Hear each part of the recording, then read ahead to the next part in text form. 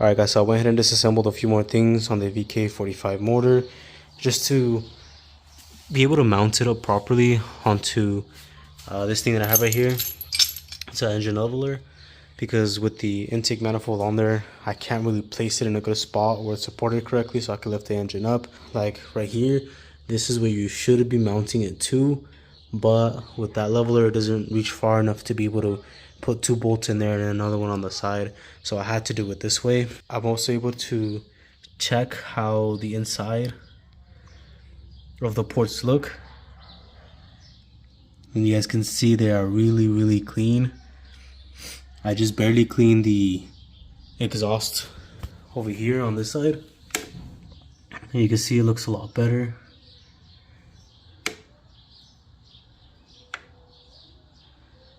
I had a bunch of gunk buildup in there, carb, and I went ahead and removed it all. But with me removing the top portion of the intake manifold, I will have to buy new gaskets and clean all that stuff up. But it shouldn't be very difficult. I'll see if my local INFINITI or Nissan dealer has it in stock. I would go ahead and pick it up. And then I still need to do the valve covers on the side. So right now I'm just doing like a little bit of prep work before I throw it in. But overall, the engine does look like it's in pretty brand new condition. I'm kind of nervous because the transmission did have a few light dents on the bottom. I think that the motor might also have a few dents at the bottom. So I'll keep you guys updated once I lift the motor. Alright guys, so right now I'm under the engine, removing the oil pan because it has that crack right there, or that hole, which I think just happened from the engine falling since the delivery people didn't really take care of it. And right now I'm removing all of the 12 mils, including the 210s. There's going to be 210s right in this hole right here to be able to remove it. So you're going to take that off, and then there's another one over here that I just removed right there. And in order to get access to this area right here, you got to remove another 10 mil that goes right here in this hole, and it removes a plate right there. So I'm taking those off, and then I'm taking off the rest of the 12 mils. Technically, like every single 12 mil that you see on the bottom, just like that, has to be removed in order to remove the oil pan. Now, you do have to use like a spatula in order to be able to separate it, because it does have RTV, which is really strong and it holds it together. Shove like a flathead right there, or like a hammer or something, stick it in there, separate it a little bit, put in the spatula right on that corner, and then hit it with the hammer all the way around in order to remove it. That's what I'm doing right now. In order to get to the 10 mils that were right there, because it is pretty difficult, I used a swivel like this one in order to get it, so it curves just like that, so you can get it at certain angles. And I just need to remove one more. I already loosened it, and then we gotta get the rest. And I'll try to show you guys right now how I'm gonna separate it. It won't even take like 10 minutes if I'm being honest with you. It's really easy.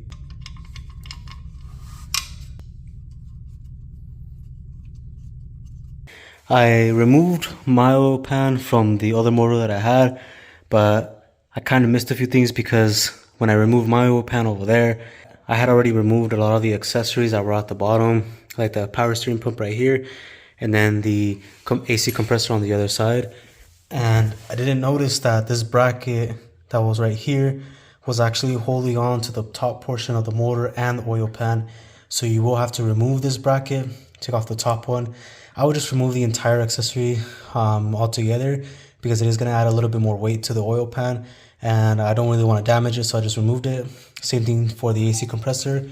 On the other side, there's 2 holding it in right there, and these holes right there, you guys can see them. So I had to remove those because it's also attached to the oil pan. And there's 2 hidden bolts right here on the side that I kind of missed as well, but over there it's a lot easier to see those because the motor is upside down. As well right here, I couldn't see those, but they're hidden right behind here, and then 2 inside. The other side has a little hole right there as well that you can jam something in there to start opening it. Stuck a flathead right there, and I was able to open it a little bit. And I got my, I forgot what you call it, like a spatula in here, and I'm just working my way around it. I'm hitting it with the hammer, or you can even do it by hand. Just go up and down until you get all the way down. That way you can go ahead and begin separating it. Once it's separated, then you can start pulling it. The other side, I already got it right there for the most part separated. Now I just need like this side. For some reason it's kind of like stuck on there, so I must be holding on really good on the seams right there. But I mean, I should be able to kind of pull it off right now. Let me see.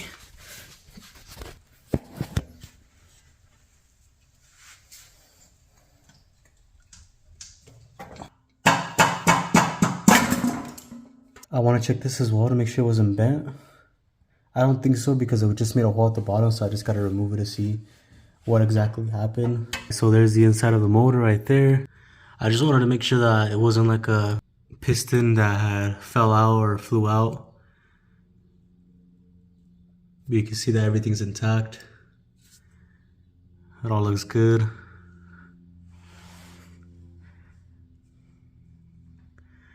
Everything looks brand new in here. So I'm gonna go ahead and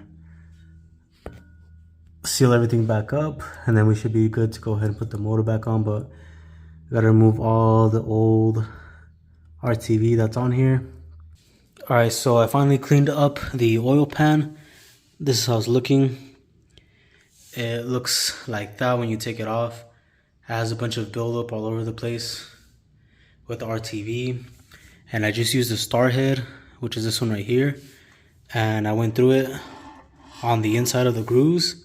But when it comes to the outside, I just used a paper towel and I soaked it in some carb cleaner or degreaser and let it sit on there, and then it was easier to take off. Don't use anything on the surface. I know some people use like razor blades, but there's a chance that you could mess up the smoothness of the pan, which could prevent it from sealing properly, and I didn't want to do that. So this did take me a lot of time. I think it took me probably like more than an hour, maybe even close to 2 hours to go ahead and get the oil pan to look this clean. But I finally did it. I just need to go ahead and clean up the engine because it currently looks kind of like this. The RTV on that engine over there actually looks a lot newer. This is my old engine, so it all looks really like nasty and old. You can see like where there's some spots where it was most likely leaking through as well. Just by looking at this, it looks like they added the bead on the inside of the grooves. So it looks like they just put it in the middle and then it kind of like spreads out.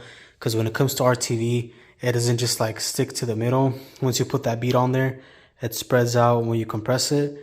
And when we put the RTV on there, we need to allow it to sit on there for at least, I think it said an hour, and then you're gonna torque it down to spec, and then you have to wait 24 hours to actually use it, or you put any fluids in the engine or the block. So as soon as I put the RTV on there, I do have to put it on the car. So it is very time sensitive, and I need to do it like right away once I do that. So I'll try to record that for you guys, that way you guys can see how I'm doing it. Let me go ahead and clean up the engine and then we'll go from there. Alright guys, so I went ahead and put my bead on the oil pan. It's not the best. This is my first time doing it. It does look like shit. I've seen other videos where it comes out perfect, where it's just like one straight line. I missed like a few spots here and there, but you're not supposed to add too much, which I don't think I did. I think I did just enough, just a straight line, you know, going through where it's not going to get inside. This stuff does spread really easily and fast, and I don't think I put too much. So, I mean, it should come out pretty good. Now we're going to go ahead and put this on the motor. Now, right now, we're just going to put it finger tight, which means like just tightening it by hand the best that you can. And then you're going to wait an hour, and then you're going to torque it to specs, which I believe this is about 25 foot-pounds. So let's go and throw this on there. We're supposed to do it right now. I just wanted to record it really quick so I can show you how it looks. Alright guys, so we got the oil pan on there. You can see for the most part there is a bead across the entire seam, and this is just like hand tight. See, like all the way through. I think we did a pretty good job. It should seal up just fine. And you can see like all the way around. So right now this is just hand tight, and then in about a few minutes, because this alone took me a while to be able to do it, we should be okay to go ahead and tighten it up. We're gonna do about 25 foot-pounds, and then we should be good to go ahead and pretty much start putting the motor in the car. Since I just did the oil pan, I'm actually gonna do the valve cover here as well. The valve cover actually needs On the passenger side, 2 spots right here of the sealant, and then on this side actually needs a few more. I believe it has some right here, not at the bottom, but like right here, and those 2 corners over there as well. So that one on the driver's side has a lot more. This side only needs 2, so I need to go ahead and take it off and then put the valve cover on there.